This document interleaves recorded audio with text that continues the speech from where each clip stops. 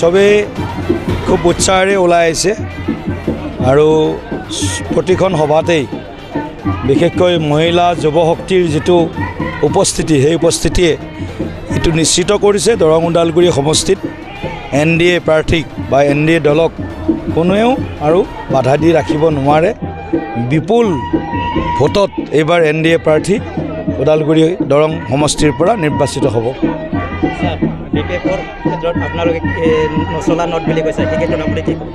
নিশ্চিতভাৱে এইটো চবেই কৈ আছে।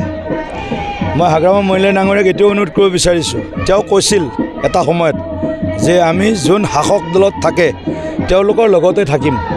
গতিকে এতিয়াও সময় আছে শাসক দলৰ লগত থাকি যদি সঁচাকৈ BTRক ভাল পায়, 35 লাখ BTRত বাস কৰা লোকক ভাল পায়, দুখীয়া লোকক ভাল পায়, খেতিয়কক ভাল পায়, মহিলাক ভাল পায়, তেতিয়াহ'লে তেওঁলোকে বাকী চব বাদ দি এতিয়া নৰেন্দ্ৰ মোদীজীক সমৰ্থন কৰক।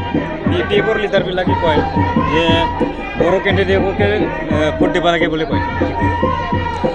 চাওক, এতিয়াতো আমিতো সেইবিলাক ৰাজনীতি কৰা মানুহ নহয়, আমিতো দেশৰ কাৰণে ৰাজনীতি কৰা মানুহ। যদি কোনোবা BPF দলৰ নেতাই বড়ো কেণ্ডিডেটক ভোট দিব লাগে বুলি কৈছে, মই ভাবোঁ এইটো তেওঁলোকৰ বৌদ্ধিক এটা দন্যতা।